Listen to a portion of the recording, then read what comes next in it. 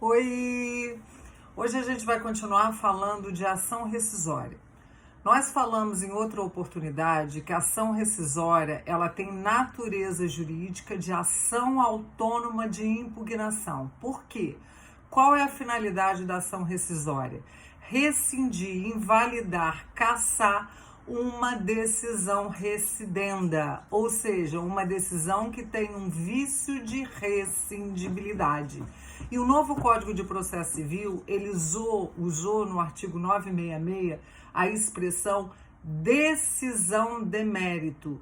Quando o legislador usa decisão de mérito transitada em julgado, significa que a decisão é no sentido mais amplo da palavra. Pode ser uma sentença, pode ser uma decisão interlocutória, pode ser uma decisão unipessoal de relator, pode ser um acórdão. Então, não necessariamente é uma sentença. Caberá ação rescisória toda vez que a decisão judicial tiver um vício de rescindibilidade, desde que haja o trânsito em julgado da decisão.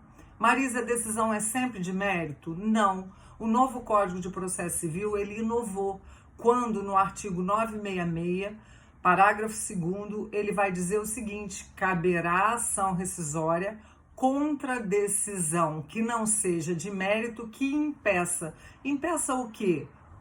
A repropositura da ação. E aí a gente vai dar um passeio no artigo 486, parágrafo 1º. O artigo 486, parágrafo 1º, ele autoriza a repropositura da ação quando o processo originário foi extinto sem julgamento do mérito, nos moldes do artigo 485, inciso 1, por indeferimento da petição inicial, inciso 4, quando houver falta de pressuposto de constituição e desenvolvimento válido e regular do processo, inciso 6, quando faltar a legitimidade e legitimidade das partes ou interesse processual, e, por fim, no caso de convenção de arbitragem. Então, o artigo 486, parágrafo 1º, vai autorizar a repropositura da ação.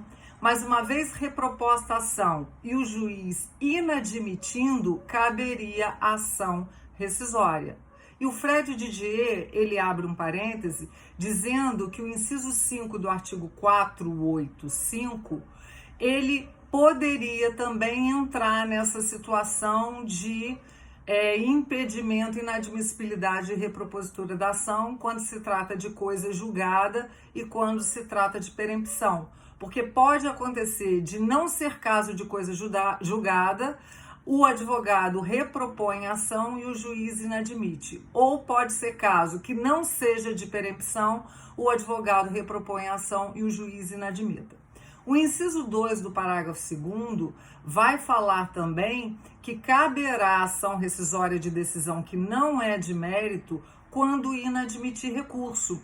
E o Fred Didier, ele traz um exemplo que vai dizer o seguinte: imagina que o autor ajuizou uma ação contra o município foi condenado a pagar menos de 100 salários mínimos para o autor. Como não é caso de remessa necessária, a Procuradoria do município interpondo o recurso de apelação, se esse recurso for inadmitido, caberia ação rescisória, caso o procurador não tivesse interposto agravo interno para atacar essa decisão unipessoal de relator de inadmissibilidade do recurso, porque entendeu que não houve pagamento de preparo. Mas, ora, o município não tem que pagar preparo, então caberia ação rescisória.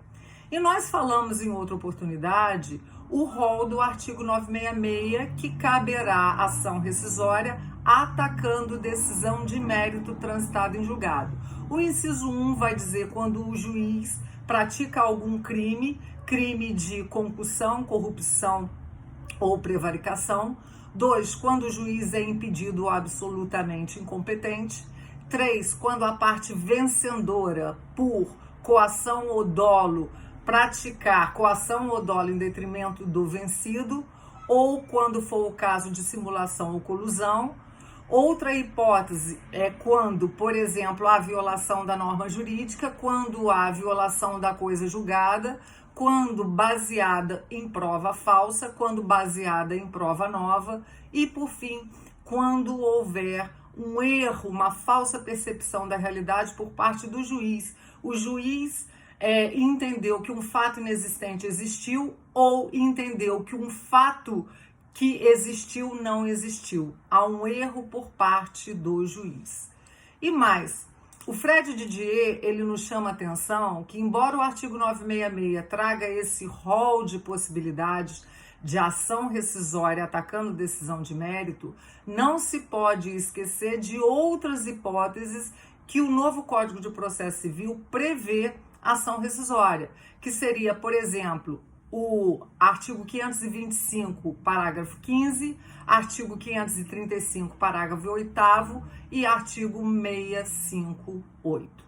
Bom, mas o que nós vamos falar hoje é sobre o artigo 966, parágrafo 4º.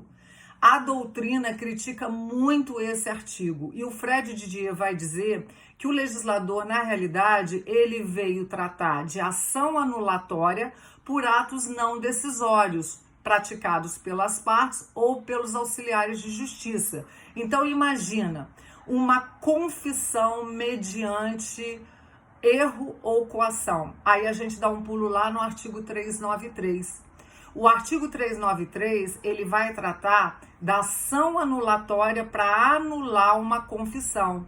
Nós sabemos que a confissão é uma prova típica, ela é irrevogável e irretratável, mas quando ela foi feita mediante erro ou coação, caberia uma ação anulatória. Mas para anular o quê? Anular um ato do processo e não anular a decisão de mérito. Então, o Fred Didier vai dizer que, na realidade, o parágrafo 4º do 966, ele está topograficamente errado. Ele teria que estar no capítulo de nulidade processual e não no capítulo de ação rescisória. E aí eu vou abrir um parêntese para dizer o seguinte: lembra de vício de consentimento estudado em parte geral de direito civil? Toda vez que, mediante um vício de consentimento, a parte celebrar um contrato, ela tem um prazo decadencial de 4 anos para pedir ação anulatória daquele contrato. Então, nós temos aí o erro, o dolo, a coação, a lesão e o estado de perigo. Vamos dar um passeio lá na confissão. O artigo 393 vai dizer o seguinte: todo aquele que fez uma confissão por erro ou por coação, ele pode propor uma ação anulatória para quê? Para anular aquele ato. Qual ato? O ato da confissão. Então, na realidade, ele não confessou espontaneamente. Houve aí ou erro ou coação. Caberia ação anulatória. E quando caberia ação rescisória? Seria o caso, por exemplo, do artigo 966, inciso 3. Imagina que, numa ação de divórcio, combinada com meação de bens, o marido coage a mulher no processo de divórcio. Se você não aceitar a meação que eu estou propondo, eu te mato.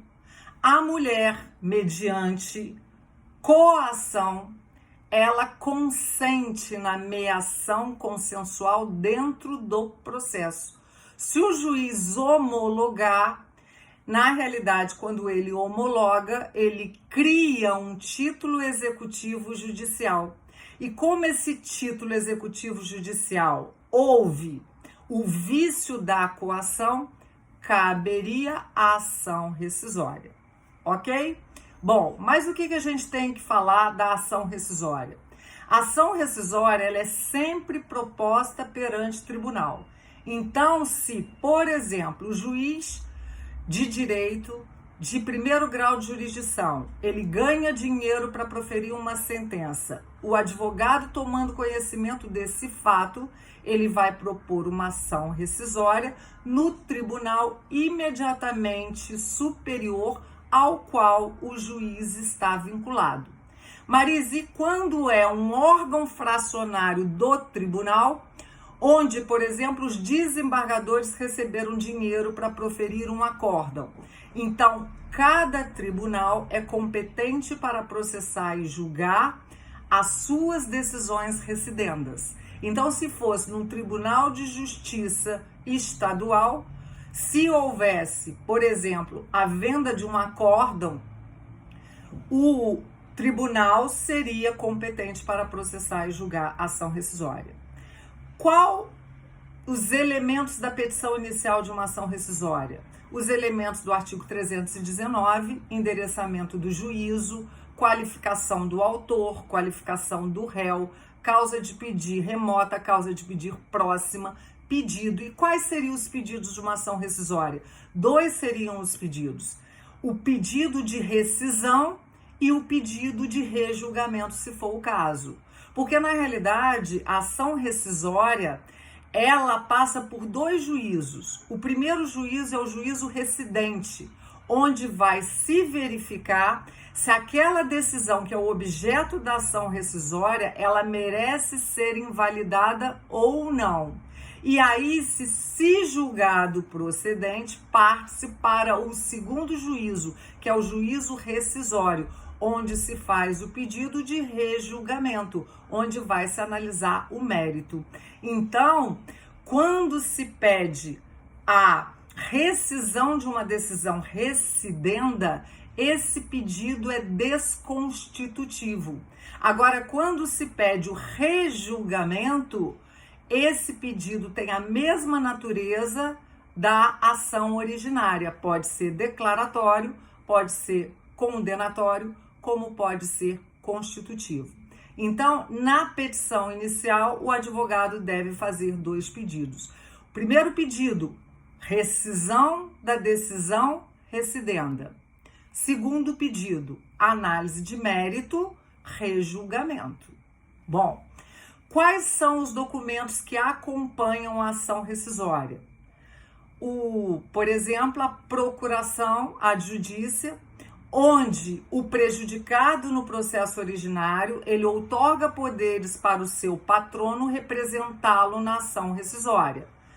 Tem que ter os documentos pessoais do autor, tem que ter comprovante de residência, tem que ter a decisão recidenda e mais, deve ter a certidão, o documento que prova o trânsito em julgado do processo.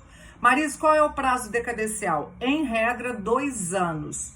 E qual é o termo inicial? O termo inicial é o trânsito em julgado da última decisão do processo e não necessariamente da decisão recidenda. Então, nós vimos que o prazo decadencial é de 2 anos. Mas quando se trata de prova nova, há uma ampliação deste prazo. A parte prejudicada, descobrindo uma prova nova que mudaria o resultado da ação originária, ela tem 2 anos da descoberta da prova nova para propor uma ação rescisória, desde que não ultrapasse 5 anos do trânsito em julgado da última decisão no processo originário. Bom, Marisa, quem são os legitimados para propor ação rescisória? As partes ou os seus sucessores, a título singular ou universal. O terceiro prejudicado, o membro do Ministério Público. Por exemplo, o Ministério Público ele pode ser autor numa ação, por exemplo, uma ação civil pública, como ele pode agir como fiscal da ordem jurídica, nos moldes do artigo 178. E quando o Ministério Público é fiscal da ordem jurídica? Nas ações que envolvem interesse público ou social, nas ações que envolvem interesses de incapazes, por exemplo, numa ação de guarda, numa ação de alimentos, numa ação de investigação de paternidade, numa ação de interdição e mais, nas ações que versarem sobre litígio coletivo de posse de terra em imóvel rural ou urbano.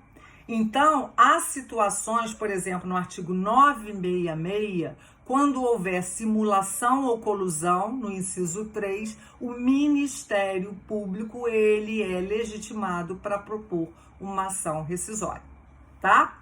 Bom, e por fim, aquele que deveria ter sido ouvido e não foi ouvido. E aí a gente pode falar da CVM, Comissão de Valores Mobiliários, ou do CAD, Conselho Administrativo de Defesa Econômica.